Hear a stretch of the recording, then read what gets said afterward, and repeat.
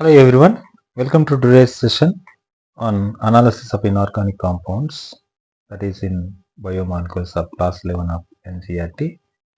So NEET బయాలజీకి సంబంధించినటువంటి concepts discuss చేస్తున్నాం. యాజువల్గా మనం ఎప్పుడు చెప్తున్నది ఒకే క్లాస్లో మనకు కాన్సెప్ట్ ఎక్స్ప్లెయిన్ చేయడం, అట్ ది సేమ్ టైం అదే కాన్సెప్ట్ అదే క్లాస్లో ఎన్సీఆర్టీ లైన్ టు లైన్ అనేది ఎలా ఉంది అనే దాని గురించి డిస్కస్ చేయడం అనేది చేస్తున్నాం. So let's get started. ఇక్కడ ఏంటంటే ప్రీవియస్ క్లాస్లో మనం ఏం చూసాం ఒక్కసారి చూద్దాం. ప్రీవియస్ క్లాస్లో మనం ఏం చూసామంటే ఒక ఆర్గానిక్ కాంపౌండ్స్ని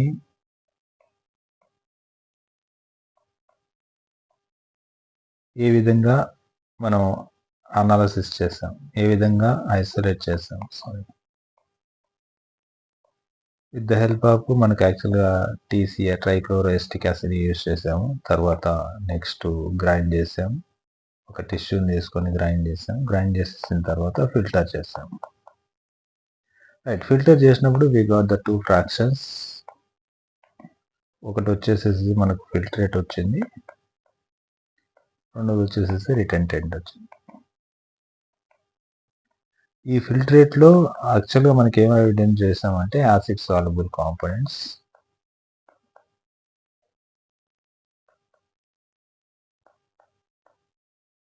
నథింగ్ బట్ ఏంటంటే బయోమాలిక్యూల్స్,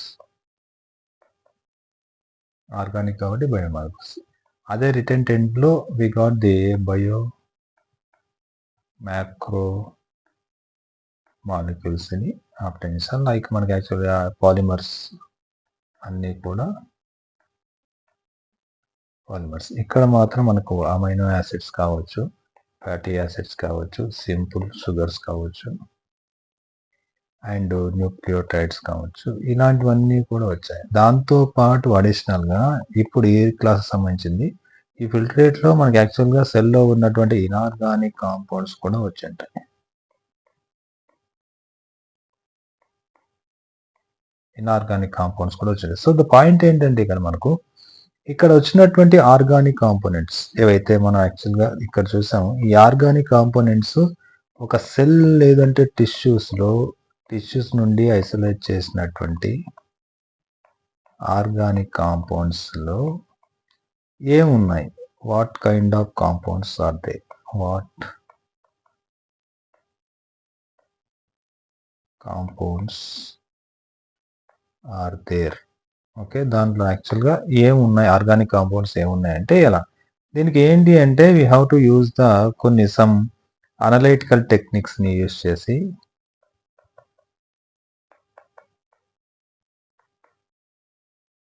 ఫస్ట్ వచ్చినటువంటి కాంపౌండ్ మిక్చర్ అంటే మనకు ఇప్పుడు ఫిల్ట్రేట్ వచ్చింది అనుకో, అన్ని రకాల కాంపోనెంట్స్ వచ్చింటాయి. So amino acids, fatty acids, sugars, nucleotides, inorganic compounds.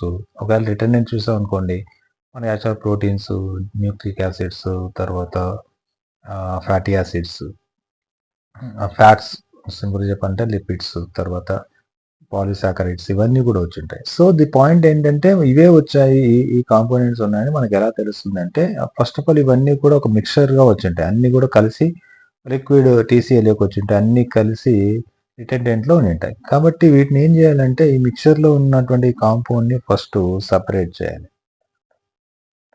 ఒక్కొక్క ఇండివిజువల్ కాంపౌండ్స్ని సపరేట్ చేయాలి. సపరేట్ చేయడం కోసం కొన్ని టెక్నిక్స్ యూజ్ చేస్తారు. సపరేట్ చేసేసిన తర్వాత మనకు we got the individual compounds. Individuals వచ్చింటాయి. వచ్చినటువంటి ఇండివిజువల్స్కి ఏం చేయాలంటే స్ట్రక్చర్ ఎలిసిడేషన్ చేయాలి. స్ట్రక్చర్ ఎలిసిడేషన్ అంట. స్ట్రక్చర్ ఎలిసిడేషన్ అంటే ఏంటి, ఒక స్ట్రక్చర్ ఎలాంటి స్ట్రక్చర్స్ ఉన్నాయి, మనకు అమైనో యాసిడ్స్ ఎలాంటివి ఉన్నాయి, తర్వాత ప్రోటీన్ స్ట్రక్చర్ ఏంటి, ఇలాంటివన్నీ కూడా మనకు కనబడతాయి. సో ఇవన్నీ కూడా మనం ఫ్యూచర్ క్లాస్లో నేర్చుకుంటామని చెప్తారు. సింపుల్గా చెప్పాలి అంటే మనకి ఇక్కడ మిక్చర్ నుండి సపరేషన్ టెక్నిక్స్ ఏమిటో మీకు చెప్తాను, నేను ఎలా చేస్తారనేది కూడా బ్రీఫ్గా చెప్తాను. చూడండి, ఒక మిక్చర్ తీసుకుంటున్నాం, ఆ మిక్చర్ నుండి ఇండివిజువల్ కాంపౌండ్స్ ఎలా సపరేట్ చేస్తాం. ఇండివిజువల్ సపరేషన్ ఎలా చేస్తామంటే with the help of some techniques called as మనకి యాక్చువల్గా కాలం క్రోమటోగ్రఫీ ఉంది.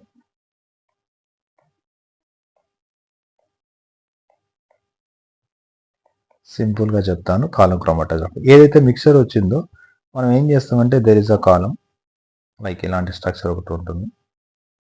ఒక గాజుతో ఏర్పడినటువంటి ఒక స్ట్రక్చర్. దిస్ ఈస్ ద ఇలాంటి స్ట్రక్చర్ ఉంటుంది. మనం ఏదైతే శాంపుల్ వచ్చిందో ఇది మొత్తం కూడా మనకి ఏంటంటే సిలికాతోన ఫిల్ చేసి ఉంటారు. ఇది మొత్తం that is filled with the silica. ఎవ్రీథి కాలం మొత్తం కూడా సిలికాతో ఫిల్ చేసి ఉంటారు.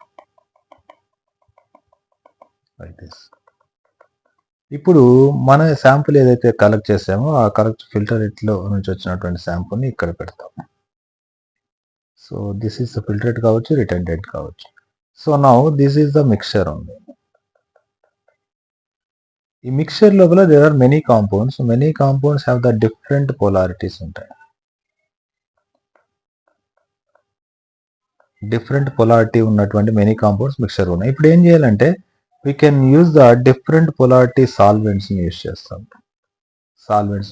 అంటే ఏంటంటే లో పోలార్ ఉన్నటువంటి సాల్వెంట్ నుండి హై పోలార్ ఉన్నటువంటి సాల్వెంట్స్ కి యూజ్ చేస్తాం. ఇది వాట్ ఈస్ ద లో పోలార్ అంటే for example NaHN is the low polar. తర్వాత హై పోలార్ వచ్చేసేసి వాటర్. ఇప్పుడు ఏం చేస్తాం చూడండి. ఇప్పుడు ఉన్నటువంటి ఫస్ట్ మనం ఏం చేస్తామంటే లెట్స్ టేక్ మనం NaHN యూజ్ చేస్తాం అనుకోండి. NaHN యూజ్ చేస్తే దీంట్లో ఏదైతే మనకు హైడ్రోఫోబిక్ కాంపోనెంట్స్ ఏవైతే ఉంటాయో అవన్నీ కూడా మనకు వచ్చేస్తాయి. అవన్నీ వచ్చేసేసి ఏం చేస్తాయంటే ఫస్ట్ ఈ యొక్క కాంపోనెంట్ దీంట్లో ఉన్నటువంటి కాంపోనెంట్స్ ఫర్ ఎగ్జాంపుల్ ఇలాంటి కాంపోనెంట్ ఇక్కడ ఉంది అనుకోండి. ఈ కాంపోనెంట్స్ ఇలా వచ్చేసేసి ఇలా కిందికి వచ్చేస్తాయి. ఇక్కడ NaHN పోసేసేసి వచ్చినటువంటి శాంపుల్ని ఇలా కలెక్ట్ చేసుకుంటారు ఇట మనం. సో ఈ విధంగా ఒక దానిలోకి కలెక్ట్ చేసుకో. NaHN తో అయిపోయింది. నెక్స్ట్ ఏం చేస్తారు? NaHN తర్వాత నెక్స్ట్ ఫర్ ఎగ్జాంపుల్ ఇథనాల్ కానీ క్లోరోఫామ్ కానీ పోస్తారు. అప్పుడు పోసినప్పుడు కూడా వి గాట్ ది డిఫరెంట్ ఒక్కొక్కటి పోసినప్పుడు ఒక్కొక్క రకమైనటువంటి కాంపౌండ్ వస్తుంది. అది ఇలా కలెక్ట్ చేసుకొని పెట్టుకుంటాం. సో ఒక్కొక్క దానిలో ఒక్కొక్క రకమైన దీనిలో ఒక కాంపౌండ్ ఉంది, దీనిలో ఒక కాంపౌండ్ ఉంది, తర్వాత దీంట్లో ఒక కాంపౌండ్ ఉంది. ఇలా డిఫరెంట్ కాంపౌండ్స్ అన్ని సపరేట్ అవుతాయి with the help of different polarity ఉన్నటువంటి సాల్వెంట్స్ వస్తే ఆ పొలారిటీకి సంబంధంగా సేమ్గా పొలారిటీ ఉన్నటువంటి కాంపౌండ్స్ అన్ని వస్తాయి. ఫర్ ఎగ్జాంపుల్ ఏంటంటే మనం వాటరు ఆయిల్ కలిసి ఉందనుకోండి. మనం ఆయిల్ సపరేట్ చేయాలంటే ఏం చేయొచ్చు? ఇంకా ఏదైనా తక్కువ ఉన్నటువంటి ఆయిల్ని తీసేయచ్చు. అంటే ఎక్కువ ఆయిల్ వేరేది ఏదైనా పోసామనుకోండి, ఏదైతే ఆయిల్ ఉందో ఆల్రెడీ సపరేట్ చేయాలనుకున్నది దాంతోపాటు మన యాడ్ చేసినటువంటి ఆయిల్ పొలారిటీ ఎక్కువ ఉంటుంది కాబట్టి రెండు కలిసిపోయేసి సెపరేట్ అవుతాయి. So that's the case. ఈ విధంగా సపరేషన్ టెక్నిక్స్ అనేది చేస్తాయి. సపరేట్ చేసాం మనం. సపరేట్ చేసేసిన తర్వాత దీన్ని డ్రై చేస్తాం. డ్రై చేసిన తర్వాత మనకు పౌడర్ వస్తుంది. ఈ పౌడర్ వచ్చిన దాన్ని దీన్ని ఏం చేస్తామంటే we go for the structural elucidation. స్ట్రక్చర్కి పంపిస్తాం. There is the techniques called as the GCMS. తర్వాత LCMS ఉంది. Okay, gas chromatography, mass spectroscopy, liquid chromatography, mass spectroscopy. దీంతో పాటు మనం NMRకి పంపిస్తాం, న్యూక్లియర్ మ్యాగ్నెటిక్ రెజొనెన్స్. ఇవన్నీ కూడా మీరు గుర్తుపెట్టుకోవాల్సిన అవసరం లేదు. 1 పాయింట్ కూడా అవసరం లేదు. బట్ ఐడియా కోసం మాత్రమే చెప్తున్నాను. ఓకే, అనలైటికల్ టెక్నిక్స్ అన్నాడు కదా. ఏంటి అనలైటికల్ టెక్నిక్స్ అంటే column chromatography, GCMS, LCMS, NMR. So ఇవన్నీ పంపించిన తర్వాత అదే పెద్ద ప్రోటీన్స్ అయితే X ray diffraction, nucleic acid X ray diffraction లేదంటే ఎక్స్రే క్రిస్టలోగ్రఫీ. ఇవన్నీ కూడా అనలైటికల్ టెక్నిక్స్. ఇవి యూజ్ చేసేసి we got the structure of proteins కావచ్చు, లిపిడ్స్ కావచ్చు, కార్బోహైడ్రేట్స్ కావచ్చు, chemical components of the amino acids కావచ్చు, ప్రోటీన్స్ కావచ్చు, ఏదైనా సెకండరీ మెటాబోలైట్స్ ప్లాంట్స్ తీసుకుంటే దానిలో ఉన్నటువంటి సెకండరీ మెటాబోలైట్స్ కావచ్చు. ఇవన్నీ కూడా ఇలాంటి టెక్నిక్స్ తో సపరేట్ చేస్తాం. రైట్, ఇది మనకు యాక్చువల్గా ఆర్గానిక్ కాంపౌండ్స్ ని సపరేట్ చేసేసి దాన్ని అనాలిసిస్ చేయొచ్చు. సో అనాలిసిస్ చేసేసి దాని యొక్క స్ట్రక్చర్స్ కూడా ఐడెంటిఫై చేయొచ్చు. ఇది మీరు ఫ్యూచర్ లో చదువుకుంటారు అని చెప్తున్నాడు. సో ఇక్కడ వచ్చినటువంటి ఆర్గానిక్ మాలిక్యూల్స్ ఏవైతే ఉన్నాయో ఈ ఆర్గానిక్ మాలిక్యూల్స్ ని బయోమాలిక్యూల్స్ అని అంటాం. ఇన్ఆర్గానిక్ మాలిక్యూల్స్ ని బయోమాలిక్యూల్స్ అనం. ఇది ఒకటి మాత్రం గుర్తుపెట్టుకోండి. రైట్, నౌ ఏ విధంగా అయితే మనం ఆర్గానిక్ కాంపోనెంట్స్ సపరేట్ చేసామో అదే విధంగా ఇన్ఆర్గానిక్ కాంపోనెంట్స్ కూడా సపరేట్ చేయొచ్చు. ఎలా చేయొచ్చు అనే దాని గురించి డిస్కస్ చేద్దాం. చూడండి, let's go for inorganic components. ఇది చాలా సింపుల్ మెథడ్ ఉంటుంది. ఇన్ఆర్గానిక్ కాంపౌండ్స్ ఎలా సపరేట్ చేస్తాం. ఇప్పుడు ఏదైనా ఇంతకుముందు తీసుకున్నట్టే టిష్యూ తీసుకోండి. ఆ టిష్యూ ఐదర్ ప్లాంట్ కావచ్చు లేదంటే యానిమల్ కావచ్చు. ప్లాంట్ అయితే మనకి యాక్చువల్ లీవ్స్ తీసుకోండి. ఎనిమల్స్ అయితే లివర్ తీసుకోండి, లేదంటే ఇంకేదైనా టిష్యూ తీసుకోండి. ఈ టిష్యూ తీసుకున్న తర్వాత లీవ్స్‌ని గానీ, ఈ రెండిటిని కానీ కామన్‌గా ఏం చేస్తారంటే దీన్ని సెపరేట్‌గా లీవ్స్‌ని అని లివర్‌ని గానీ మీరు బర్న్ చేయండి అంటాం. అంటే కాల్చేయాలి. కాల్చేసినప్పుడు వి గాట్ ది ఏంటంటే కాల్చేసినప్పుడు టిష్యూలో ఉన్నటువంటి అన్ని ఆర్గానిక్ కాంపోనెంట్స్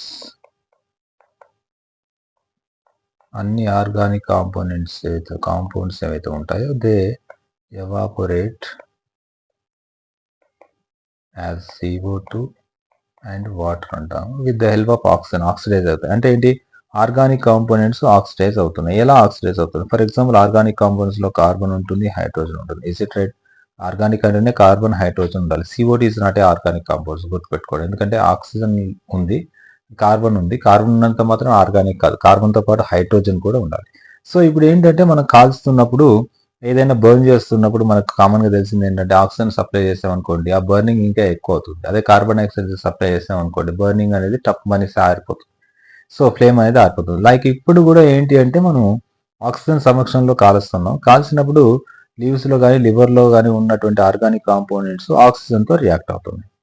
సో ఆక్సిజన్‌తో రియాక్ట్ అవ్వడం వల్ల కార్బన్ ఆక్సిజన్‌తో రియాక్ట్ అయితే కార్బన్ డయాక్సైడ్, అదే కార్ అదే హైడ్రోజన్ ఆక్సిజన్‌తో రియాక్ట్ అవుతే H2O. ఈ విధంగా ఫామ్ అయ్యేసేసి వాటర్ వేపర్స్ రూపంలో ఎవాపరేట్ అవుతాయి.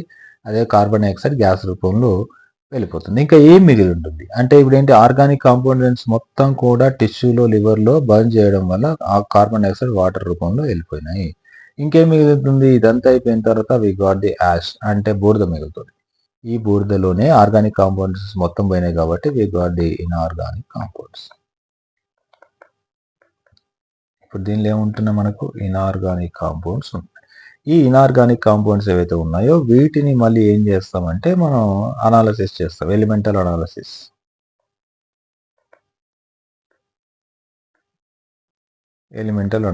చేస్తాం. ఎలిమెంటల్ అనాలిసిస్ చేసినప్పుడు మనకు ఏం తెలుస్తుందంటే ఇనార్గానిక్ కాంపోనెంట్స్ ఒక టిష్యూలో ఏమున్నాయి? ఫర్ ఎగ్జాంపుల్ సోడియం ఉండొచ్చు అండ్ పొటాషియం ఉండొచ్చు. ఇనార్గానిక్ కాంపోనెంట్స్ కాల్షియం ఉండొచ్చు అండ్ మెగ్నీషియం ఉండొచ్చు. అండ్ కొన్ని ఇనార్గానిక్ కాంపోనెంట్స్ డైరెక్ట్‌గా ఎలిమెంట్స్‌గా రాకుండా కొన్ని కాంపౌండ్స్‌గా వస్తాయి. లైక్ మనకు PO4 3 మైనస్ ఈ రూపంలో ఉండొచ్చు.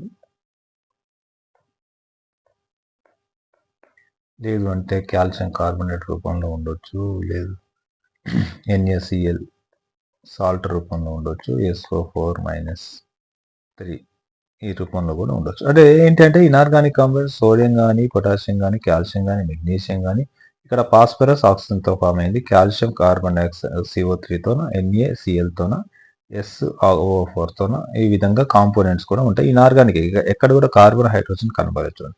ఈ విధంగా మనం యాక్చువల్‌గా ఏం చేస్తామంటే ఇనార్గానిక్ కాంపోనెంట్స్ అన్నిటిని కూడా సెపరేట్ చేస్తాం. ఫర్దర్‌గా అనాలిసిస్ చేస్తాం. అయితే ఓవరాల్‌గా చూడండి మొత్తం ఈ ఓవర్‌వ్యూ మొత్తం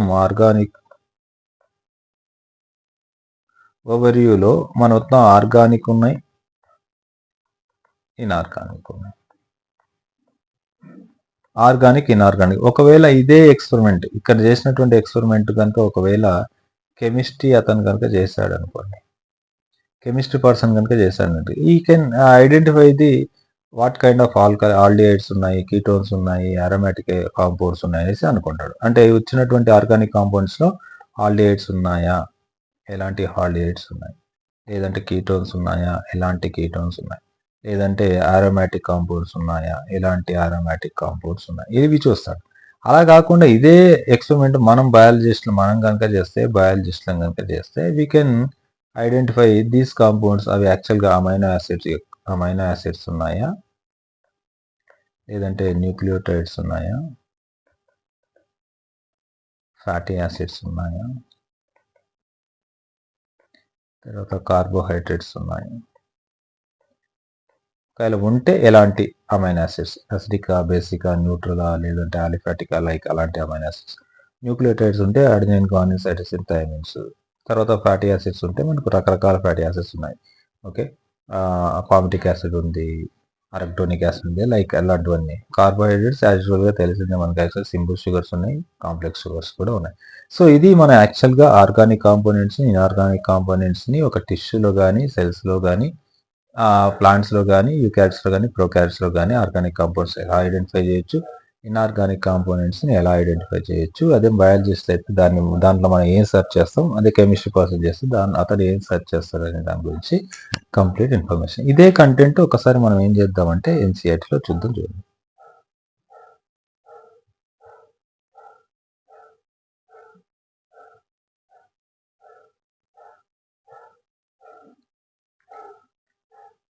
రైట్.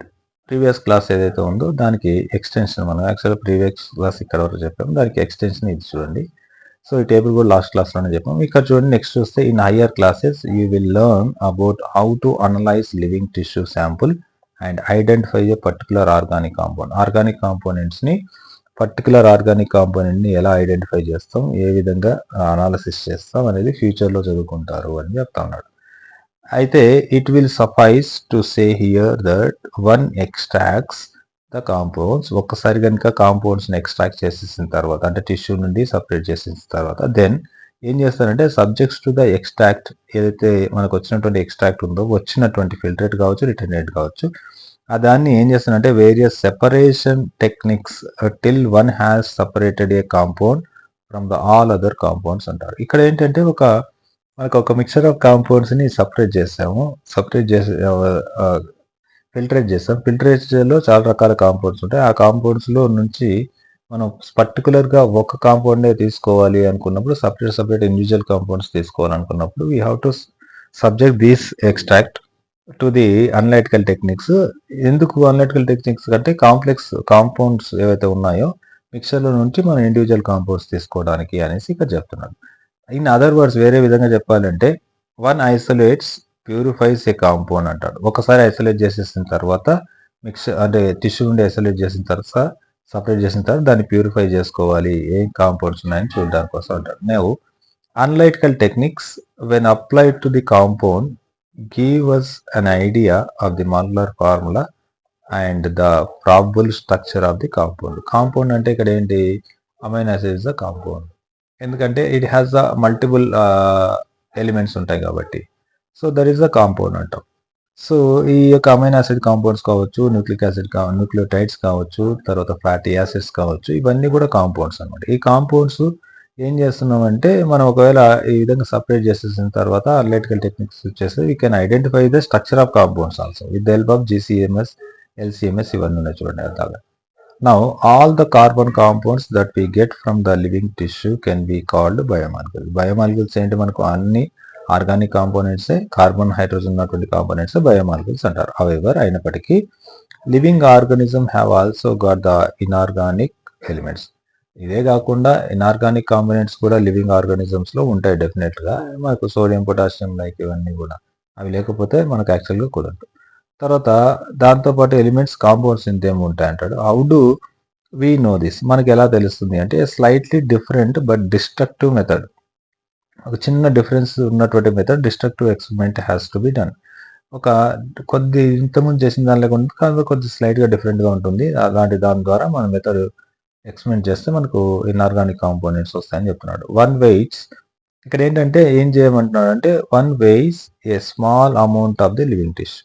ఒక కొంత అమౌంట్ ఆఫ్ లివింగ్ టిష్యూ తీసుకొనేసేసి వే చేయండి అంటే ఎంత వెయిట్ ఉందో చూడండి అంటాడు. సే లీఫ్ కానీ తీసుకోండి లేదంటే లివర్ కానీ తీసుకోండి. This is called as weight అంటారు. మనం అప్పుడే కలెక్ట్ చేసినటువంటి లివర్ అప్పుడే చెట్టు నుండి కోసినటువంటి లివర్లో లీవ్స్లో మనకి యాక్చువల్ వాటర్ ఉంటుంది కాబట్టి చూడడానికి వెట్గా ఉంటుంది. అంటే వాటర్ కూడా కన్సిడర్ యాజ్ అ వెయిట్ కాబట్టి వెయిట్ అనేసి చెప్తున్నాం. దాన్ని ఏం చేయమంటాడు డ్రై చేయమంటాడు. డ్రై చేసిన తర్వాత డ్రై చేస్తే ఏమవుతుంది ఆల్ వాటర్ ఎవాపరేట్స్ వాటర్ అంతా వెళ్ళిపోతుంది. ఇప్పుడు ఇంకా మిగిలింది ఏముంది the remaining material gives dry weight. దీన్నే మనం డ్రై వెయిట్ అంటున్నాం. వాటర్ వెళ్ళిపోయిన తర్వాత మిగిలింది dry weight. Now if the tissue is fully burn ఒకవేళ కనుక టిష్యూ కంప్లీట్గా బర్న్ అయింటే all the carbon compounds are oxidize to gases form. ఒకవేళ ఫుల్గా బర్న్ అయ్యింటే ఆక్సిడైజేషన్ జరిగేసేసి కార్బన్ కాంపౌండ్స్ కార్బన్ హైడ్రోజన్స్ ఏం ప్రొడ్యూస్ చేస్తాయి కార్బన్ డైఆక్సైడ్ ప్రొడ్యూస్ చేస్తాయి వాటర్ వేపర్ని ప్రొడ్యూస్ చేస్తాయి అన్నాడు. నా ఆర్ రిమూవ్డ్. ఓకే. ఈ కార్బన్ డయాక్సైడ్ అనేది గ్యాస్ కాబట్టి వెళ్ళిపోతుంది. వాటర్ వేపర్స్ అనేవి గాల్లోకి వెళ్ళిపోతాయి. What is remaining is called as ash. ఇంకా మిగిలింది ఏంటి మనకు బోర్త యాష్ అంటారు. This ash contains the inorganic elements like calcium ఉండొచ్చు, మెగ్నీషియం ఉండొచ్చు ఎట్సెట్రా అన్నాడు. Now inorganic compounds like sulphate కావచ్చు, ఫాస్ఫేట్ కావచ్చు etcetera also seen in the acid soluble fraction అంటాడు. కానీ యాసిడ్ సాల్యుబుల్ ఫ్రాక్షన్ ఏంటి అంటే ఇంతకుముందు ఆర్గానిక్ కాంపౌండ్ సపరేట్ చేస్తున్నప్పుడు మనకి యాసిడ్ సాల్యుబుల్, యాసిడ్ ఇన్సాల్యుబుల్ వచ్చాయి కదా, ఆ యాసిడ్ సాల్యుబుల్ ఫ్రాక్షనే దీనిలోకే మనకి యాక్చువల్గా సల్ఫేట్ కానీ ఫాస్ఫేట్ కానీ వచ్చి ఉంటుందని చెప్తాడు. ఇక్కడ చూడండి, ఇది ఫాస్ఫేట్, ప్యూర్ ఫార్మేట్ సల్ఫేట్, ఇది సల్ఫేట్, ఇవి కూడా వచ్చి ఉంటాయి అంటాడు. Therefore, elemental analysis gives elemental composition of the living tissue in the form of hydrogen, oxygen, chlorine, carbon. అవన్నీ ఇక్కడ ఉన్నాయి చూడండి. లివింగ్ టిష్యూలో ఉన్నటువంటి ఎలిమెంటల్ అనాలిసిస్ చేస్తే ఇవన్నీ కూడా మనకు తెలుస్తాయి అంటాడు. While analysis of compounds gives an idea of the kind of organic compounds ఏంటనేది మనకు ఒక ఐడియా అయితే 9.1లో ఇచ్చింది అని చెప్తున్నాడు. ఆర్గానిక్ కాంపౌండ్స్ ఏవి ఉన్నాయని. అండ్ ఇన్ఆర్గానిక్ కాన్స్టిట్యూయెంట్స్ ఇది 9.2 టేబుల్లో చూస్తామంటారు. Presence in the living tissue. Okay, ఒక లివింగ్ టిష్యూలో ఉన్నటువంటి ఆర్గానిక్ ఇన్ఆర్గానిక్ టేబుల్ 9.1, 9.2లో చూడాలి అని చెప్తున్నాడు. From A chemistry point of view, ఒక కెమిస్ట్రీ పాయింట్ ఆఫ్ వ్యూ కానీ చూస్తే one can identify functional groups like the aldehydes, ketones, aromatic compounds. ఇదే ఎక్స్పెరిమెంట్ కనుక కెమిస్ట్రీ పర్సన్స్ చేస్తే you can identify the aldehydes 1 పాయింట్లో, కీటోన్స్ ఏమున్నాయి అండ్ అరోమాటిక్ కాంపౌండ్స్ ఏమున్నాయని చెప్తాడు. Aromatic అంటే రింగ్ స్ట్రక్చర్ లైక్ ఇలాంటి స్ట్రక్చర్స్ ఉన్న వాటిని అరోమాటిక్. ఆల్డిహైడ్స్, కీటోన్స్ అంటే మనకి యాక్చువల్గా ఆల్డిహైడ్స్ చూస్తే మనకు RC డబల్ బాండ్ OH ఉంటుంది. కీటోన్ అయితే RC డబల్ బాండ్ OR ఉంటుంది. So these are the aldehyde and this is the ketone. సో ఈ విధంగా మనకి ఆల్డిహైడ్, కీటోన్స్ని అతను చెక్ చేస్తాడు. కానీ from a biological point of view మనలాంటి వాళ్ళు ఈ ఎక్స్పెరిమెంట్ చేస్తే we shall classify them into amino acids. మన అమైనో యాసిడ్స్ గాను, తర్వాత న్యూక్లియోటైడ్ బేసెస్ గాను, లేదంటే ఫ్యాటీ యాసిడ్స్ గాను చేస్తాం. సో ఫ్రెండ్స్, ఇది మనకు ఉన్నటువంటి కంప్లీట్గా ఆర్గానిక్ కాంపౌండ్స్, ఇన్ఆర్గానిక్ కాంపౌండ్స్ ఏ విధంగా ఐడెంటిఫై చేస్తాం. ఈ ఎంటైర్ ప్రొసీజర్లో మన యొక్క లెసన్కి దీనికి ఏం సంబంధం అంటే బయోమాలిక్యూల్స్ని ఎలా సపరేట్ చేస్తాం. అంటే బయోమాలిక్యూల్స్ ఎక్కడికి వస్తాయి, యాసిడ్ సాల్యుబులా, యాసిడ్ ఇన్సాల్యుబులా, పాలిమర్స్ ఎక్కడికి వస్తాయి, సింపులర్గా ఉన్నటువంటి మోనోమర్స్ ఎక్కడికి వస్తాయి, వీటిలో బయోమాలిక్యూల్స్ ఏంటి, బయోమాక్రోమాలిక్యూల్స్ ఏంటి అని తెలుస్తుంది. ఇప్పుడు ఫర్దర్గా ఏం చేస్తామంటే ఒక్కొక్కటి బయోమాలిక్యూల్స్ గురించి చదువుకుంటూ పోతాం. బయోమాలిక్యూల్స్ చదువుతూ మ్యాక్రోమాలిక్యూల్స్కి వెళ్తాం, ఎంటర్ అవుతాం. ఇదే కాన్సెప్ట్ మనకి యాక్చువల్గా బయోమాలిక్యూల్స్లో ఉన్నది ఏంటంటే ఇప్పుడు నెక్స్ట్ అమైనో యాసిడ్స్ గురించి చదువుతాం, ఫ్యాట్స్ గురించి చదువుతాం, న్యూక్లియోటైడ్స్ గురించి చదువుతాం, అండ్ న్యూక్లిక్ యాసిడ్స్ తర్వాత చదువుతాం. ఇప్పుడు అమైనో యాసిడ్స్ నుంచి ప్రోటీన్స్ ఏర్పడుతుంది కదా, నెక్స్ట్ ప్రోటీన్ స్ట్రక్చర్ అంటే బయోమాక్రోమాలిక్యూల్స్కి వెళ్తాం. తర్వాత అమైనో ఫ్యాట్స్ ఉన్నాయి కదా, ఈ ఫ్యాటీ యాసిడ్స్ అండ్ గ్లిజరాల్స్ గురించి ఫస్ట్ చదివి వీటి వల్ల ఏర్పడేటువంటి లిపిడ్స్ గురించి మళ్ళీ డీటెయిల్గా చదువుతాం. తర్వాత కనుక చూస్తే మాకు న్యూక్లియోటైడ్స్ గురించి చదువుతాం, రైబోస్ షుగర్స్ గురించి చదువుతాం, ఫాస్ఫేట్ గురించి చదువుతాం. వీటన్నిటిని ఏర్పడేసేసి పాలిమర్ ఏదైతే ఉందో బయోమాక్రోమాలిక్యూల్, న్యూక్లిక్ యాసిడ్ గురించి తర్వాత చదువుతాం. లైక్ అట్లా మనకి యాక్చువల్గా అన్నీ కూడా ఇవే ఉంటాయి. ఇక్కడ ఫస్ట్ షుగర్స్ గురించి చదువుతాం, గ్లూకోజ్ అవన్నీ ఎట్లా ఉంటాయి అనేది. ఈ గ్లూకోజ్ పాలిమర్స్ అయినటువంటి స్టార్చ్ కావచ్చు, లేదు అంటే గ్లైకోజన్ కాబట్టి వాటి గురించి మళ్ళీ తర్వాత చదువుతాం. ఇవన్నీ అయిపోయిన తర్వాత ఎంజైమ్స్ ఉంటాయి. ఆ ఎంజైమ్స్ అయిపోతే లెసన్ అయిపోతుంది. ఇంతకు మించి బయోమాలిక్యూల్స్లో ఏమీ లేదు. ఓకే, ఐ హోప్ ఇది క్లియర్గా ఉందని అనుకుంటున్నాను ఫ్రెండ్స్. మనకు ఖచ్చితంగా ఇలాంటి క్లాసెస్ ఇంకా కంటిన్యూ చేద్దాం. డెఫినెట్గా మంచి క్లాసెస్ ఇవ్వడానికి ట్రై చేస్తాను. క్లారిటీ మాత్రం మీకు ఎక్కడ డౌట్ ఉన్నా కూడా క్లారిటీ కోసం మాత్రం కాంప్రమైజ్ అవ్వమాకండి. నాకు మెసేజ్ చేయండి. My mobile number is 9390730576. ఈ మొబైల్ నెంబర్ మీరు కాంటాక్ట్ చేయొచ్చు. అదేవిధంగా వాట్సాప్ చేయండి. I will reply to you. Thank you very much.